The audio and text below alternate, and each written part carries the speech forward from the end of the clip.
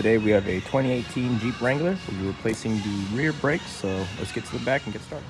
Alright guys, we're here on the back wheel. We'll be replacing the brake pads as well as this rotor. First thing we're going to do here is remove this little cover here.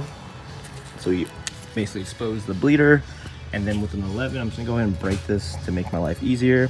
And one thing you could do is, since I'm replacing the rotor, I'm just going to basically cheat my way through. Instead of using a brake caliper tool to push this back in, I'm basically going to break this open and use a pry bar, just push forward.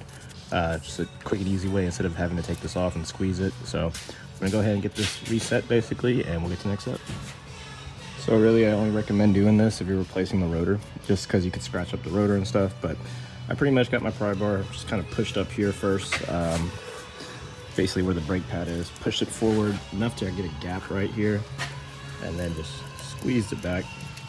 It just saves like 5 seconds, no, like a minute, instead of using the tool. So, oops, I slipped, sorry. Just go ahead and do that, get it all the way back as much as you can. And then once we do that, we'll close up the bleeder again. And with a 13 socket and a wrench here, which is gonna be a slim wrench, not a normal 13. Or sorry, not 13. It's gonna be a 15. Yeah, sorry about that. It's gonna be a 15 here to hold this and a 13 here to remove. We're gonna do top and bottom and just get this caliper out the way. All right, so both those bolts removed, just pull it to the side, rest it on top. You don't want it to hang. And now we're gonna take off the bracket itself. 2 number 18s, one top and one bottom, obviously. This one's dirty. We're gonna get that out the way, and then we'll start working on removing the rotor. Before I head to the rotor step, I just want to give y'all a view of this part here. You want to pull these back and get these pins out. Sorry, I do it with one hand, it's a little difficult. But let me do this side. There you go. We're going to take these out and grease these up nice and good, move it around a little bit, and then we can reinstall this. But let's get this rotor off. So basically with the rotor, these things kind of hold it together. What I normally do to get these off, I'll get like a pair of pliers here, just kind of turn it counterclockwise a little bit, just enough to where like it's away from the rotor itself. Which is kind of annoying because it takes a second. Sorry, I'm recording it. Normally I don't. And then just start using my hand to back it out. And pretty much just twist it all the way out until it comes out. It's just like having a nut on there. So pretty much got to do that with all these, and then we can get this rotor off.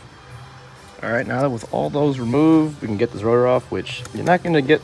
Oh, well, this time for once, it's easy. Usually, it gets kind of stuck, but make it simple. Get a hammer. Loosen it up.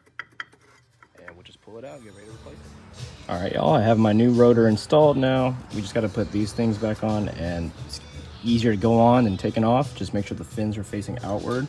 All you gotta do is just push them in. So we're gonna do that of all of them, and then put the bracket back on with those 2 18s, and we'll be almost done. All right, y'all, so I kind of jumped the gun a bit, but I mean, if you could remove it, you can put it back on. The bracket is on those 2 18s back there.